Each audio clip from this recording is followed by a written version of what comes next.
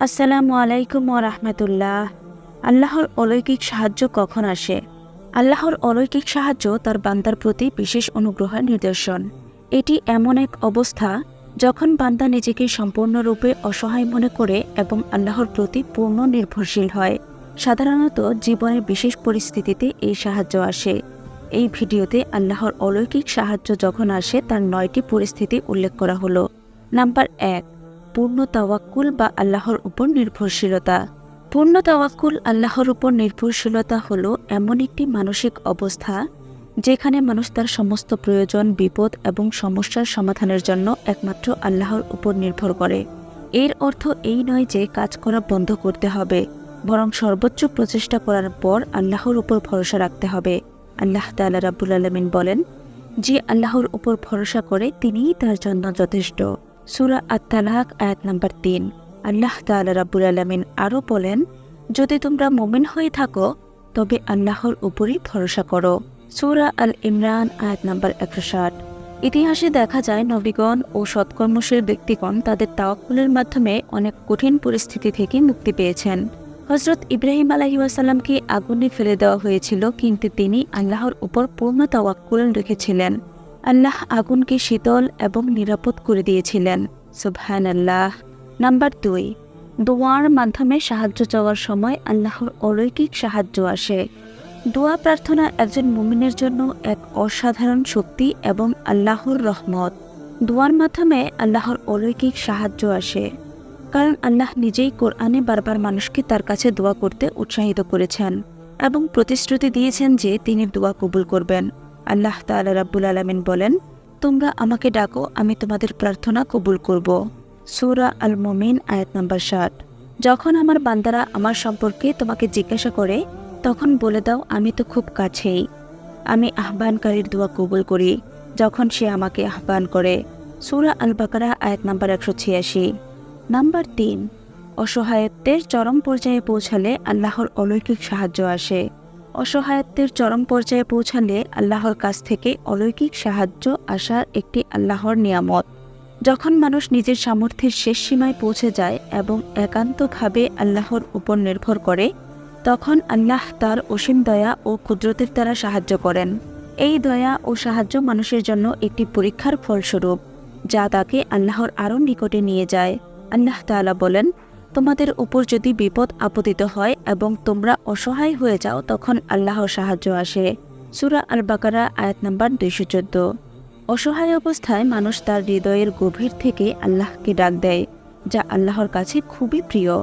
আল্লাহ তাআলা বলেন, অসহায় ব্যক্তি যখন আমাকে ডাক দেয় তখন আমি তার ডাকে সাড়া দিই। সূরা নামল আয়াত নাম্বার 62। নাম্বার 4, ঈমান ও সৎকর্মের উপর অটল থাকলে আল্লাহর অলৌকিক সাহায্য আসে। ঈমান ও সৎকর্মের উপর অটল থাকা একজন মুমিনের জীবনের মূল ভিত্তি। আল্লাহর সন্তুষ্টি অর্জন এবং তার অলৌকিক সাহায্য লাভের জন্য এই 2টি গুণ অপরিহার্য। যারা ঈমান ও সৎকর্মে অটল থাকে তাদের প্রতি আল্লাহর বিশেষ রহমত বর্ষণ করেন এবং সাহায্য করেন। যে ব্যক্তি আল্লাহকে ভয় করে এবং সৎকর্মে অটল থাকে, আল্লাহ তার জন্য মুক্তির পথ তৈরি করেন এবং তাকে অপ্রত্যাশিতভাবে রিজিক দান করেন। আল্লাহ তাআলা রাব্বুল আলামিন কোরআনে বলেছেন, যে ব্যক্তি আল্লাহকে ভয় করে এবং সৎকর্মে অটল থাকে, আল্লাহ তার জন্য মুক্তির পথ তৈরি করেন এবং তাকে অপ্রত্যাশিতভাবে রিজিক দান করেন। সূরা তালাক আয়াত নাম্বার 2 থেকে 3। আল্লাহ আরও বলেন, নিশ্চয়ই আল্লাহ তাদের সাহায্য করেন যারা তার উপর ঈমান আনে এবং সৎকর্ম করে। সূরা হজ আয়াত নাম্বার 38। নাম্বার 5, ধৈর্য ও নামাজের সঙ্গে সাহায্য প্রার্থনা করলে আল্লাহর অলৌকিক সাহায্য আসে। ধৈর্য ও নামাজের সঙ্গে সাহায্য প্রার্থনা করা একজন মুমিনের জীবনে গুরুত্বপূর্ণ ইবাদত এবং আল্লাহর কাছে রহমত ও সাহায্য পাওয়ার অন্যতম মাধ্যম।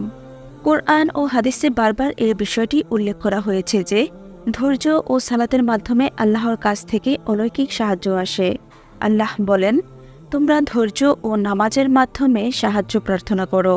নিশ্চয়ই এটি কঠিন কিন্তু বিনয়ী ব্যক্তিদের জন্য নয়। সূরা আল বাকারা আয়াত নাম্বার 153। নাম্বার 6, আল্লাহর সন্তুষ্টির জন্য কাজ করলে আল্লাহর অলৌকিক সাহায্য আসে। আল্লাহর সন্তুষ্টির জন্য কাজ করলে আল্লাহর বিশেষ রহমত ও অলৌকিক সাহায্য আসা আল্লাহর একটি প্রতিশ্রুতি।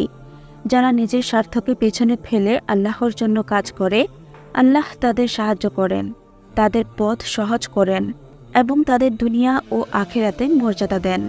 আল্লাহ বলেন, তোমরা যদি আল্লাহর দ্বীনের সাহায্য করো, তিনি তোমাদের সাহায্য করবেন এবং তোমাদের পদক্ষেপকে মজবুত করবেন। সূরা মুহাম্মদ আয়াত নাম্বার 7। নাম্বার 7, পরীক্ষার সময় আল্লাহর প্রতি অটল থাকলে আল্লাহর অলৌকিক সাহায্য আসে। যারা কঠিন সময়ে আল্লাহর প্রতি অটল থাকে, তাওয়াক্কুল করে এবং ধৈর্য ধারণ করে, আল্লাহ তাদের প্রতি বিশেষ সাহায্য ও রহমত নাজিল করেন। আল্লাহ বলেন, তোমরা কি মনে করো যে তোমরা জান্নাতে প্রবেশ করবে, অথচ এখনও তোমাদের উপর পরীক্ষার সময় আসেনি? সূরা আল ইমরান আয়াত নাম্বার 142।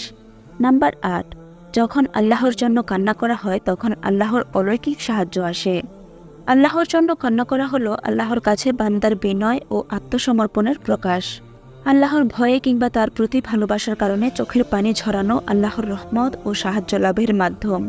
এ ধরনের কান্না একজন বান্দার অন্তরের পবিত্রতা এবং আল্লাহর সাথে তার গভীর সম্পর্কের সাক্ষ্য বহন করে।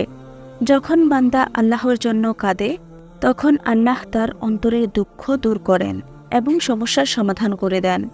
নাম্বার 9, অন্যের জন্য দোয়া করলে আল্লাহর অলৌকিক সাহায্য আসে। অন্যের জন্য দোয়া করা ইসলামে একটি অত্যন্ত প্রশংসনীয় কাজ। এটি শুধু দোয়া গ্রহণের সম্ভাবনাকে বাড়িয়ে তোলে না, বরং দোয়া করা ব্যক্তির জন্য বিশেষ সওয়াব ও কল্যাণ বয়ে আনে। যারা তাদের ভাই বোনদের জন্য বিনীতভাবে আল্লাহর কাছে দোয়া করে, আল্লাহ তাদের জীবনেও রহমত ও সাহায্য নাজিল করেন।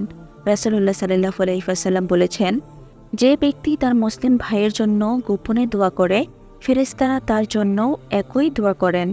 হাদিসটি এসেছে মুসলিম শরীফের 2732 নং হাদিস থেকে। আল্লাহ আমাদের জীবনে তার রহমত ও অলৌকিক সাহায্য দান করুন এবং আমাদের জন্য কল্যাণকর পথে পরিচালিত করুন। আমিন। প্রিয় ভাই ও বোনেরা, আপনি যদি আমাদের চ্যানেলের নতুন দর্শক হয়ে থাকেন তাহলে অবশ্যই এখনই আমাদের চ্যানেলটি সাবস্ক্রাইব করে আমাদের সাথেই থাকবেন। ভিডিওটি আপনার পরিবার, আত্মীয়স্বজন, বন্ধুবান্ধবের সাথে শেয়ার করে দিতে পারেন। আপনার সুস্থতা কামনা করে আজকের ভিডিওটি এখানেই শেষ করছি। ভালো থাকবেন সবাই। আসসালামু আলাইকুম ওয়া রাহমাতুল্লাহ।